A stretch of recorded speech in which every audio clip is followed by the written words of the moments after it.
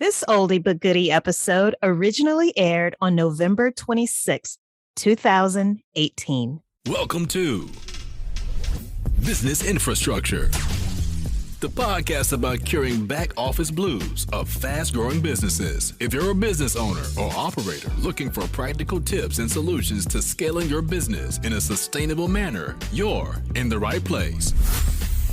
Now here's your hostess, Alicia Butler Pierre.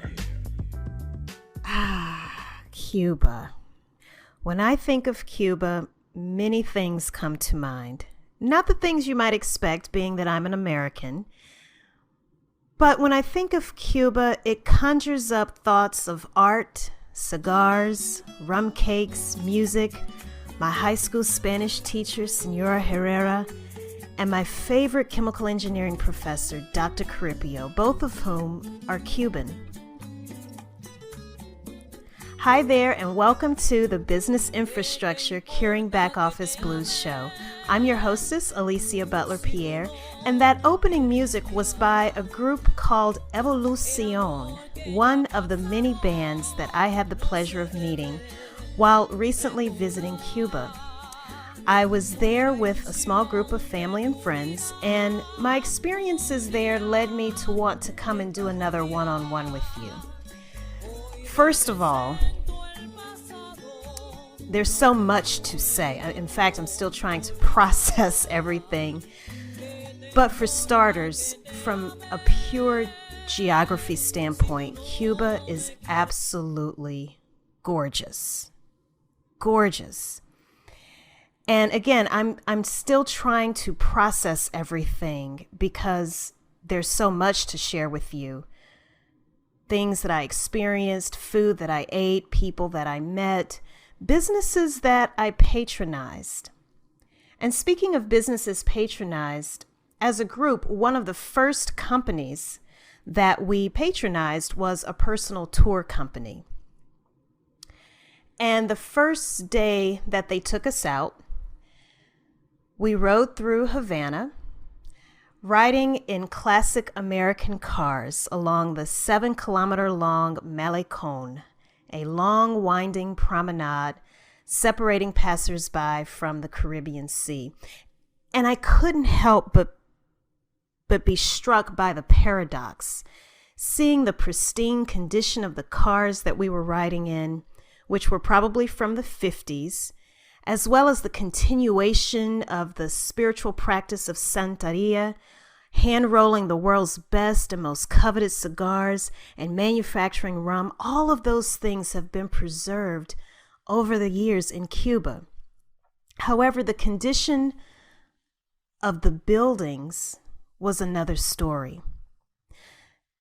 You see, the buildings, many of them, appeared to be stopped in time.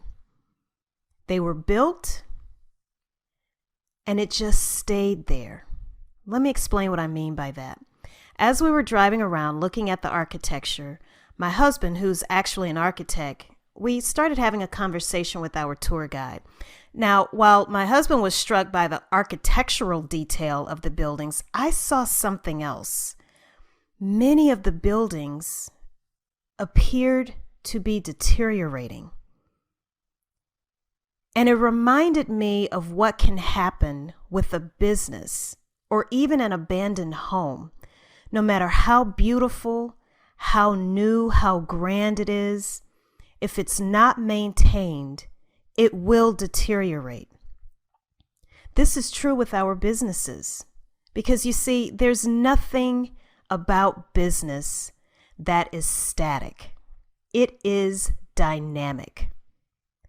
On this show, we talk about business infrastructure and how it links together the people, processes, and the tools that are necessary to scale your business in a profitable and sustainable and repeatable way. And really, this is about building that foundation. But here's the thing, even with a solid foundation, once you build anything, business infrastructure included, it must be maintained. Now, in the world of quality and Lean Six Sigma and operational excellence, we refer to this as continuous improvement.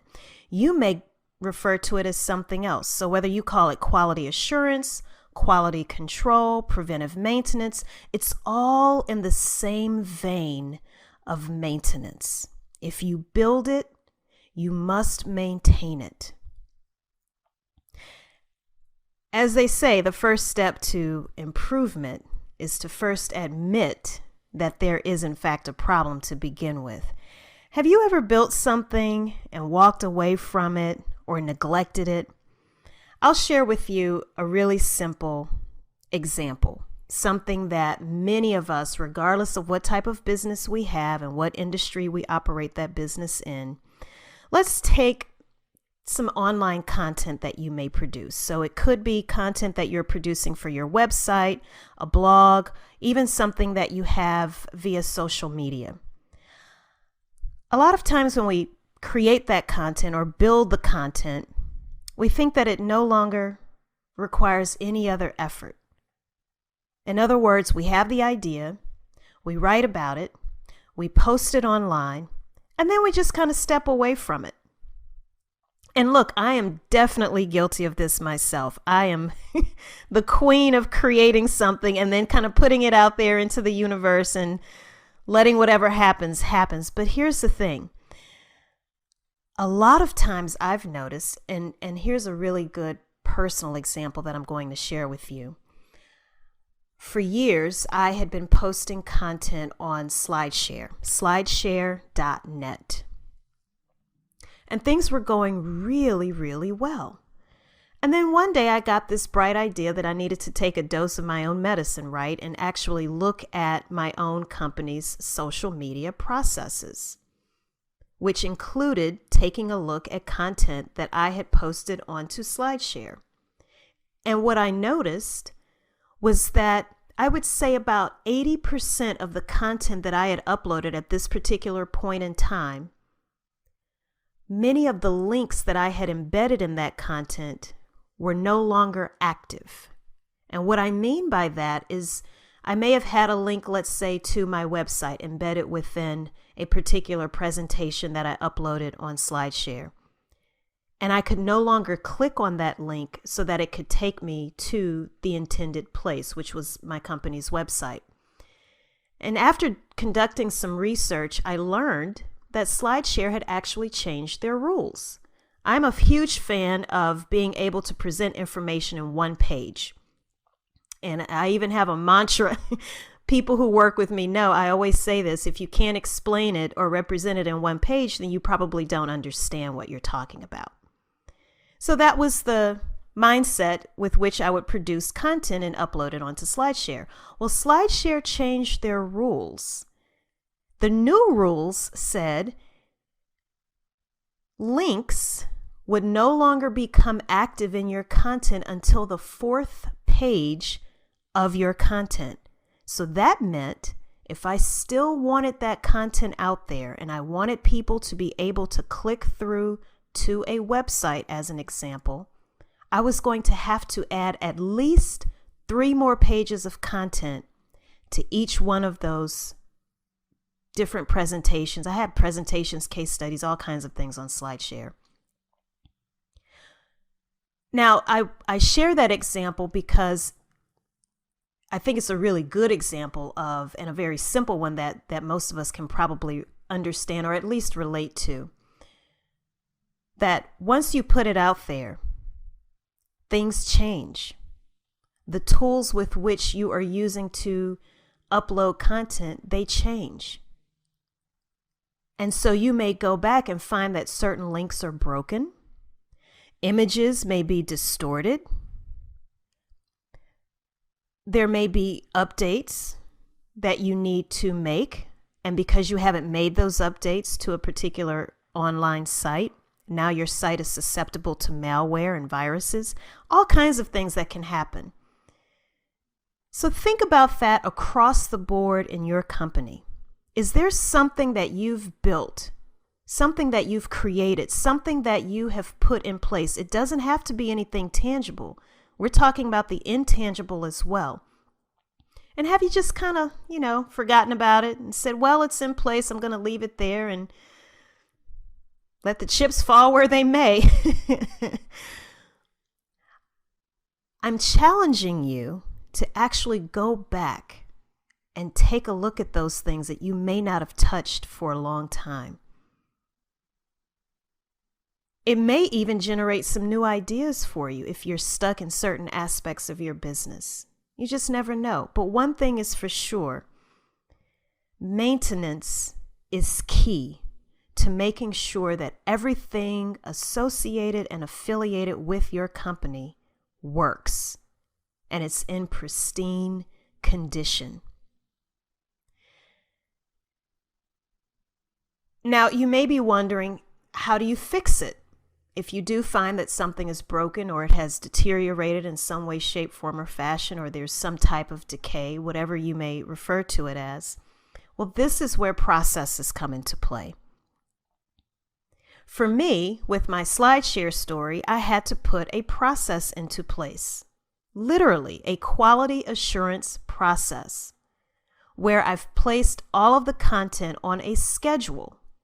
Obviously, it's impossible to think that we can check everything every day. So what we have now, my assistant and I, we have a schedule. And so anytime new content is created, or even the older content, we place it on a quarterly schedule where we go in and we check those things to make sure that everything is working properly.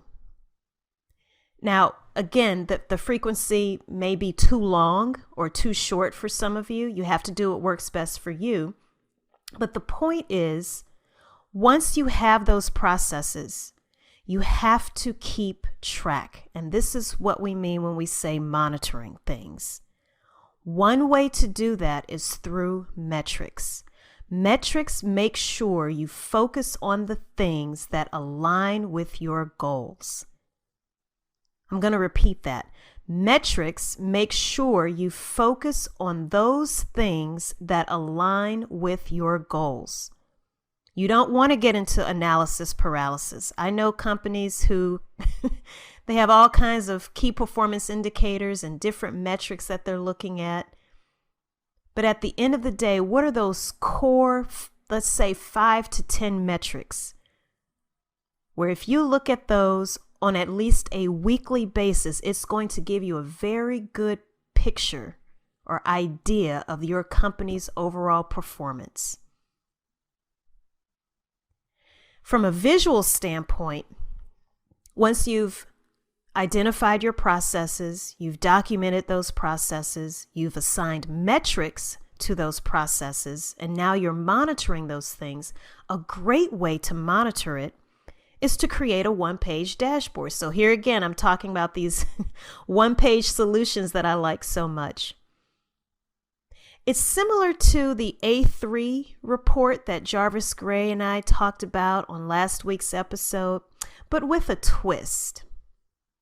A business dashboard allows you to track trends over time and course correct so that you can act proactively instead of reactively. Think about your car, or a car if you don't own a vehicle. When you get inside of that vehicle, there's a dashboard that tells you very key, important things that you need to know about your car's performance. It has a gauge to tell you how much fuel is in the car, or if it's an electric car, you know how much the battery has been charged or whether or not it needs to be charged. You're able to set different settings, such as perhaps air conditioning or heat. You're also able to see the temperature, oftentimes, at which your car is actually operating.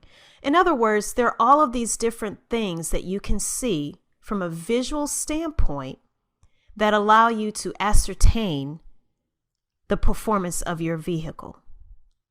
Well, imagine if you had the same thing for your business. You can come up with some sales trends, some pie charts, some different diagrams, whatever it takes to visually show you. Again, I recommend doing this on a weekly basis, I know. It was just starting to get good, right? Well, there's more where that came from. To listen to the full interview, be sure to click the link in the description box below. Don't forget to subscribe to our channel and click that notification bell so that you'll know when our next episode drops. Until then, keep operating smoothly. Join us next week for another episode of Business Infrastructure with Alicia Butler Pierre.